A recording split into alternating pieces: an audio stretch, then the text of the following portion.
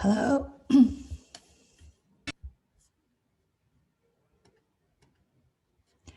Hello. Hello, everyone. Thank you for joining me today. And I want to share with you today's news. Okay, so first one is called Chaos Karts. Summer of fun in fall swinging as augmented reality karting confirmed for London. Okay, so let's take a look.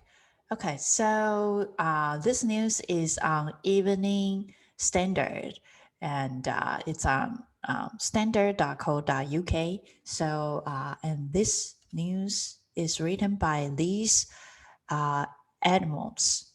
Okay, so pretty much summarize it. Let's summarize it. The whole news is that there's a AR, very interesting card experience, and they are going to be in London pretty soon. So let's take a look of the detail of the news. So pretty much, the we all know that Mario Kart, right? So pretty much they are this I would say the Chaos card is pretty much inspired by Mario Karts, and a video game inspired go-karting experience is set to open in London this summer. So in the latest site that is, pretty much um, um, kind of like they are trying to create a really immersive physical experience. So pretty much um, it well has a big area for the physical carding, right? So the player should sit on the physical card, and then there will be a AR projection on the road. So you can drive the cart, right? And then you can see all the projection onto the ground. And it has some, you can collect the power ups and weapons, and you can also receive the challenges from the game, and all the stuff. It's like you drive on the cart in a big area, right? Very big area, and all the interesting gamification stuff will be projected on the floor, and you can collect, for example, like coins, and there you can shoot some weapons, but all those will be projected. So yeah, so the experience will be in London, and the time will be, I think, around August 2021. It will pretty much be opening, and then the floor is 20K square. So it's pretty big. So you don't need to worry about bumping to the obstacles because the area is so big, and everything is pretty much virtual projection, and they have the anti obstacles kind of like detection, so you won't really bump into the physical objects. So in the article, it says that you don't really need any protection gears because it's very safe. So yeah, so looking forward to this experience. Okay, so this is the first one called Chaos Cards. Let's take a look of the second one. Second one, it's the news is on market scale. It's uh, it's on marketscale.com. So the title is How Augmented Reality May Be the Future of Live Events, written by Daniel Litwin. Okay, so um, there's a podcast, or there's a show. It's called In the Cloud. Every week there will be new experts engaged in another expert. Like they have some interviews in software, IT, and mobile solutions. Um, they will kind of like having interview conversation about all those topics. So right, this time they interviewed the guest is Nicholas Robert, CEO of Hoverly. So Hoverly is an AR publishing platform and camera browser solution. So right now, Rob started with like talking about how AR will change the live event. So pretty much AR, AR kind of like is a medium that sits between the traditional content and the physical events. So it can also enhance it because AR pretty much is situate inside the real world. So AR can bring content through the camera with an illusion of presence, bring people close to it. So he can see that live event, right? Will be integrate AR a lot in the future. So pretty much, 5G is coming, and also because of pandemic, everyone is pretty much during the past whole years.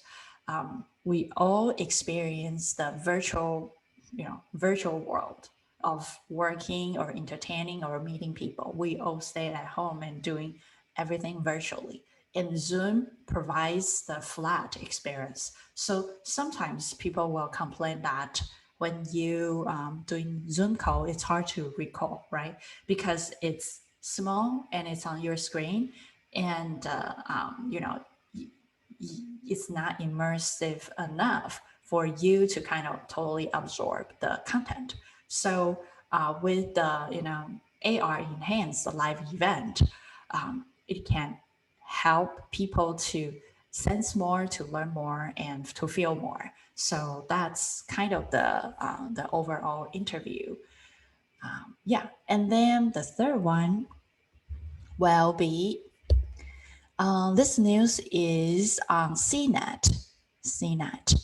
And it was written a week ago, but I find out it's very interesting. The title is Mark Zuckerberg on Facebook's VR future, new sensors on Quest Pro, fitness, and a metaverse for work.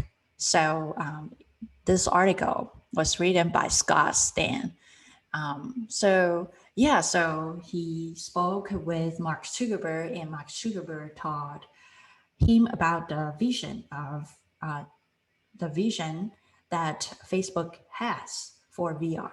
Okay, so let's take a look. Okay, so the next step for VR will be, they will have a better sensor, right? And then also Quest 2 sold 5.5 million headsets. Pretty much the whole headsets that VR right now is about 5.5 million headsets were estimated to be sold last year. So it's a pretty big and I would say growing market.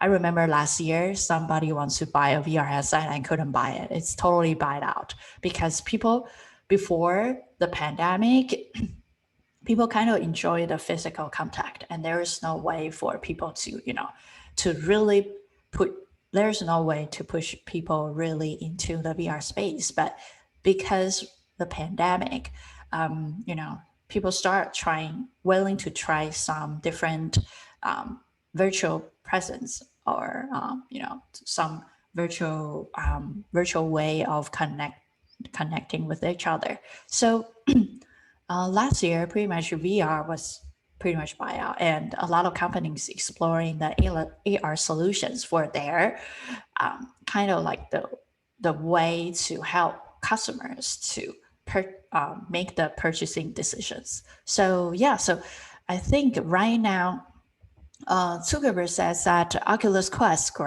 greatest strength against its competition is because first, it's wire-free experience, which means that you don't need a PC wire, right? It has much more freedom, and you don't really need set up your PC. So it's much better. And second is the price drop from original $399 to $299. So if people or the beginner wants to try any VR headset, they would go Quest first because HTC Vive is at least $1,000 to start with, right? And then Quest looks like it's more affordable price to start with. So and Zuckerberg's vision is that he doesn't really care about whether he will lose money or not for the upcoming headset. What he wants to do is to, we all know that Facebook is building a social platform called Facebook Horizon.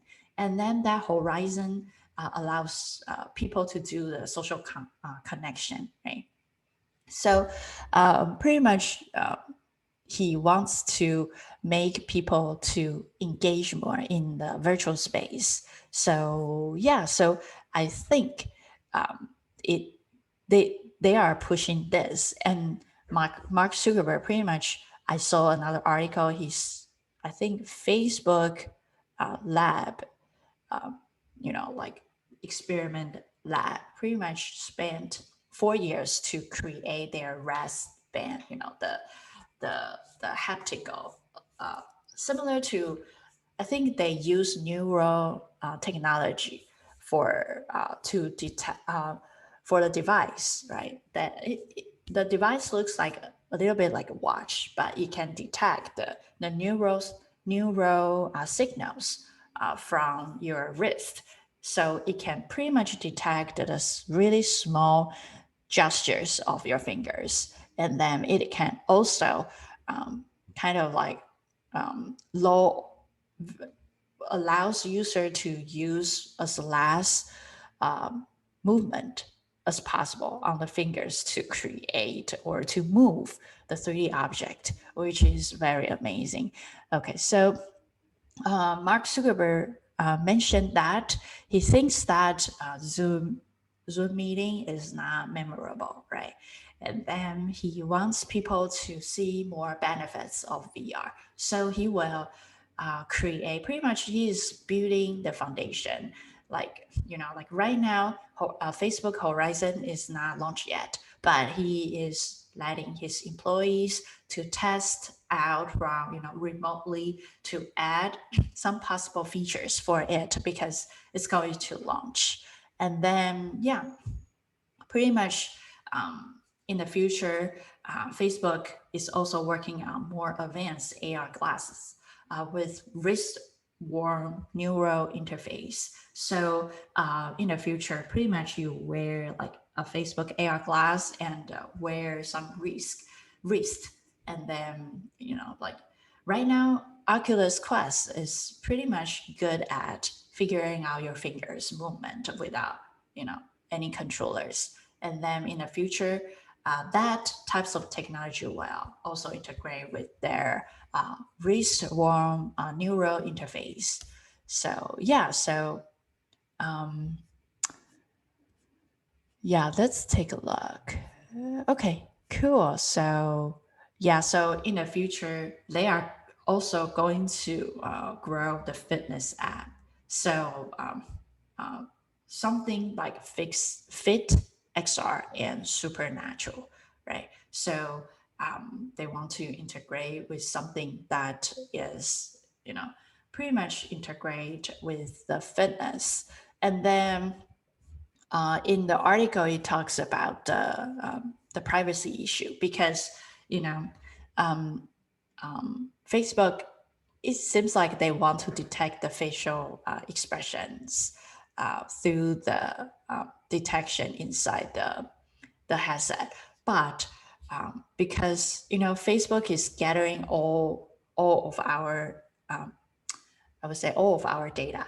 So we all know that Facebook is really good in selling our data to get more advertising revenues. So some part of people are worried about everything is so convenient and low cost for people to jump in, and we start giving out our data. So how can we have proper regulations to help the users to protect their data, right?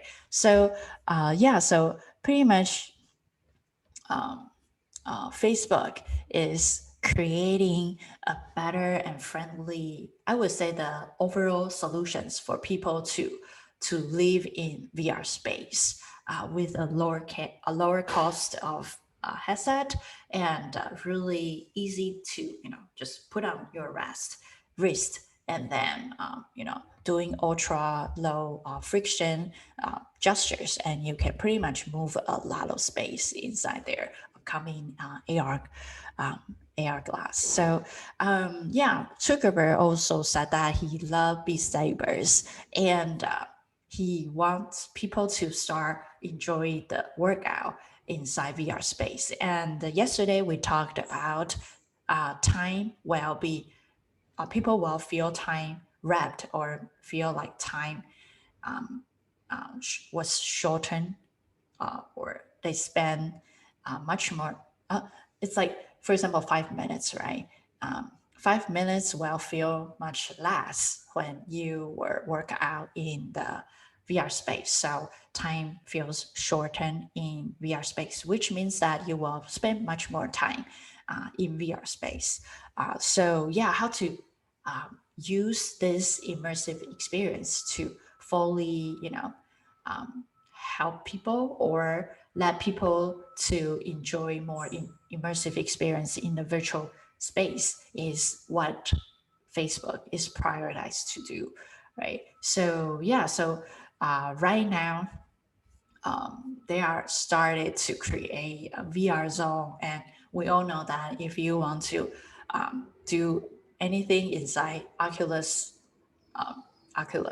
system, you have to log into Facebook. So pretty much all your data right now, yeah, Facebook will collect all the data. We don't know what Facebook will do about what will that do deal with about the data, but yeah, hopefully there will be a regulation to help the users to protect their data. So yeah, so this is pretty much about it. Okay, so yeah, so today it's a kind of like a small group. It's just me. So I present you those 3 stories. And thank you for joining me today. And I will see you tomorrow. Okay, bye bye.